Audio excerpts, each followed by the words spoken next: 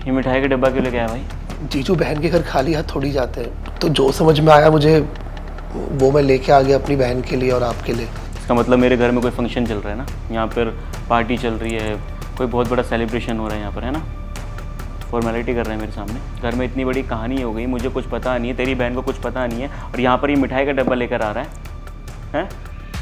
मुझे बताया क्यों नहीं तूने कुछ? मैंने सोचा था जीजू कि मैं आके आपसे और दीदी से मदद मांगूंगा, लेकिन मेरी हिम्मत नहीं हुई। मैंने सोचा कि अपनी बहन से मैं पैसे कैसे मांगूंगा। दीदी, पापा के ऑपरेशन में ना कम से कम 7-8 लाख रुपए लगेंगे, और डॉक्टर ने बोला कि अगर ऑपरेशन टाइम पे नहीं हुआ तो मुझे समझ में नहीं आ रहा था। लेकिन मैंने दीदी डॉक्टर को बोला है कि आप लोग ऑपरेशन शुरू करिए, मैं पैसे कल तक लाके दे दूंगा उन्हें।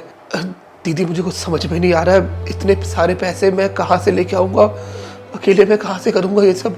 इसका मतलब तेरे अकेले के पापा है ना वो? हमारे तो कुछ मायने नहीं रखते। मेरे ससुर भले हैं, लेकिन हमेशा बाप की तरह प्यार दिया उन्होंने मुझे। मेरे बारे में पूछते थे, मैं कैसे रहता हूँ, मेरा बिजनेस कैसे चल रहा है, सब चीज़ पूछते थे वो। और तुझे पता है ना कि ज्योति कितना प्यार करती है अपने पापा से।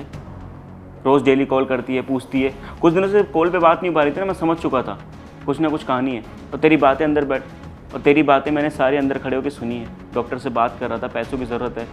अगर तुझे पैसों की ज़रूरत थी तो एक बार मेरे पास आके पूछता ना। वैसे तो तू छोटी छोटी चीज़ें पूछता रहता है, जीजू ये प्रॉब्लम हो रही है, मैं क्या करूँ, यहाँ पे मुझे जाना चाहिए नहीं चाहिए, यहाँ पे इन्वेस्ट करूँ नहीं करूँ। इतनी बड़ी अगर घर में बात हो गई तो एक बार भी तू मेरे पास नहीं आया, मुझसे ये नहीं पूछा कि अब मैं क्या करूँ। क्यों भाई, मैं कुछ नहीं रखता तेरा? अकेला नहीं है तू, तेरे साथ मैं खड़ा हूँ, तेरी बहन खड़ी है।